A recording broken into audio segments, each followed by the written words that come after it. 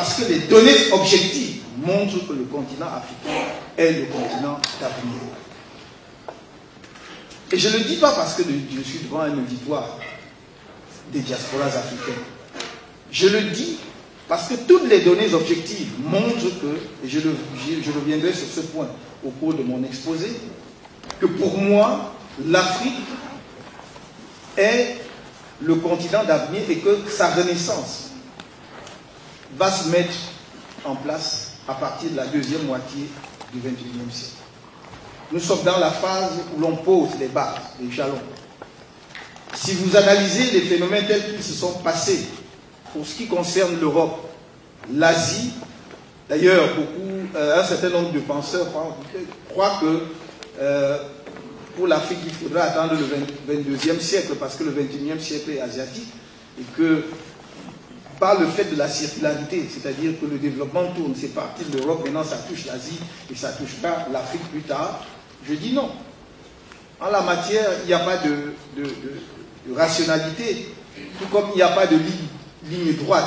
C'est l'inventivité de chaque peuple ou de chaque population d'une partie du monde qui accélère ou ralentit son développement. Or, ce que j'observe objectivement, c'est que le mouvement est enclenché en Afrique.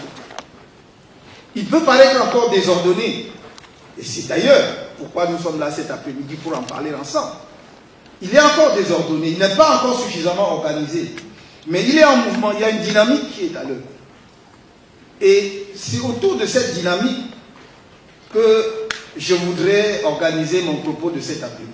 Une dynamique qui se manifeste d'abord à travers le réveil des diasporas africaines. Pour moi, il y a un réveil des diasporas africaines et ce réveil doit être accompagné, entretenu, organisé même, si nous voulons que l'Afrique, effectivement, soit le continent d'avenir, comme je viens de le dire.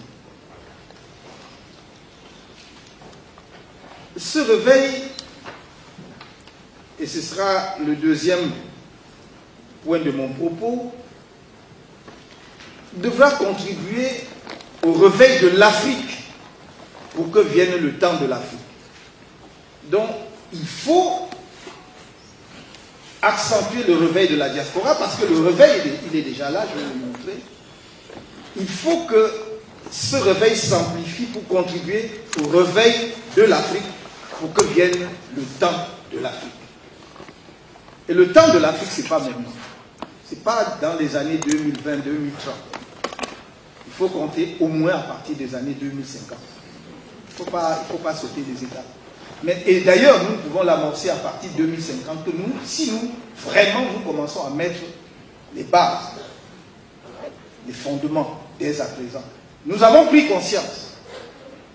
Mais la prise de conscience doit être organisée pour poser les jalons, justement, du temps de l'Afrique.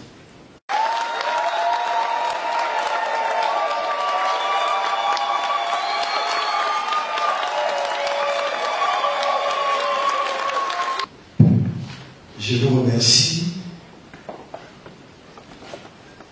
Suis-je quelqu'un qui s'y connaît? J'en doute. Mais je suis quelqu'un qui ne fuit pas les défis. C'est un honneur et un privilège de prendre la parole devant vous cet après-midi pour parler d'un sujet qui me passionne depuis de très nombreuses années déjà, mais qui m'a inspiré une certaine appréhension lorsqu'on me l'a proposé comme thème d'exposer cet après-midi. Le temps des diasporas, les nouveaux rapports des diasporas avec l'Afrique. Pourquoi ai-je eu quelque appréhension? Parce que j'ai senti presque un piège. Comment voulez-vous que j'ai l'outrecuidance de parler à la diaspora d'elle-même? C'était périlleux. Parce que la diaspora se connaît elle-même mieux que je ne puisse la connaître. Mais je me suis dit qu'il s'agissait d'un défi à relever, d'une prise de risque, pourrais-je dire.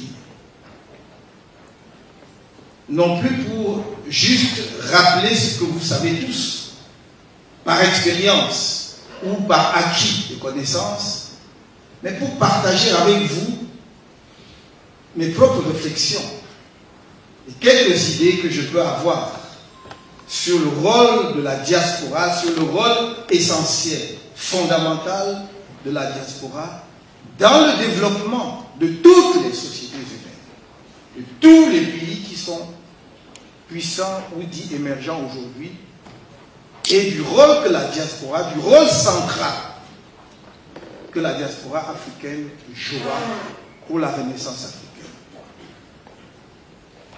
D'abord, je crois que les concepteurs de la conférence ont bien fait de dire les diasporas, parce qu'il n'y a pas une diaspora. La diaspora est un terme qui renvoie à une réalité protéiforme. La composition de la diaspora aujourd'hui n'est plus la même qu'il y a 20 ans ou qu'il y a 30 ans. La composition sociologique s'est complètement transformée avec justement l'amplification du phénomène migratoire, mais également les évolutions propres à nos sociétés qui ont poussé vers l'aventure extérieure des catégories de population qui, par le passé, trouvaient effectivement à contribuer à leur société sur place sans avoir besoin de cette aventure. La diaspora est également une réalité multidimensionnelle. Est-ce que nous l'envisageons simplement comme un phénomène, si nous parlons de diaspora africaine, qui est liée à une géographie, auquel cas on parlera de la diaspora continentale, de la diaspora africaine unique, considérant que tout Africain, de quelque partie de l'Afrique qu'il soit, qui vit et travaille à l'étranger, garde quelques liens avec son continent d'origine, peut être considéré comme étant la diaspora de ce continent. Mais nous devons aussi regarder la réalité en face, tant il est vrai que le continent, notre continent, le continent africain, n'est pas une réalité homogène. On voit bien que les perceptions varient suivant qu'on est en Afrique du Nord ou en Afrique subsaharienne. Ou, pourrais-je même dire, dans la partie sud de notre continent.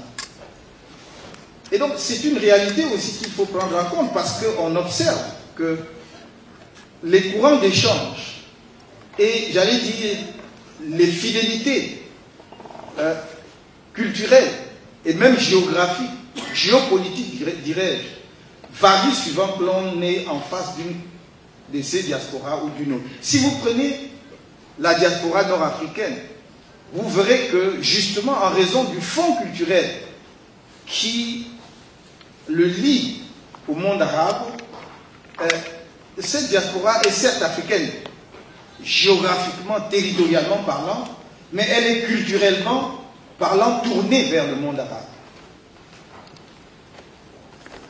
La diaspora subsaharienne, elle est campée.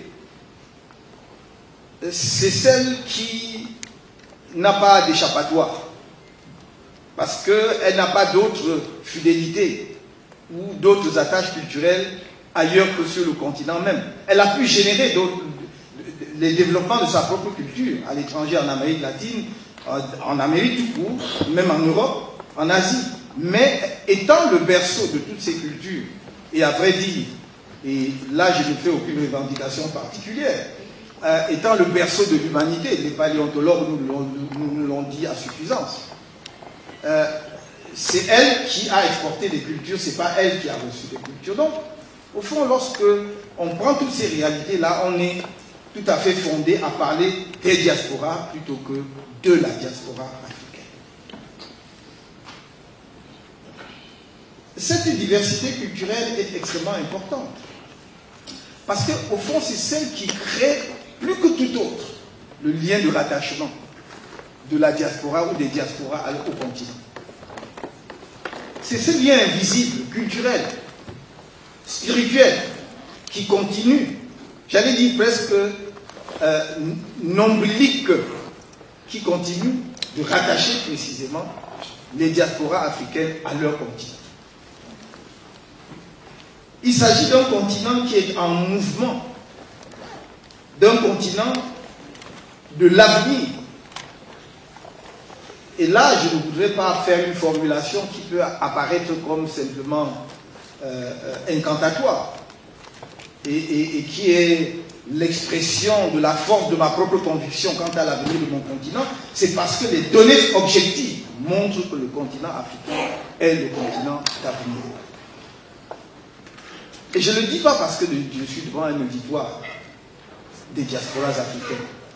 Je le dis parce que toutes les données objectives montrent que, et je reviendrai sur ce point au cours de mon exposé, que pour moi, l'Afrique est le continent d'avenir et que sa renaissance va se mettre en place à partir de la deuxième moitié du XXIe siècle.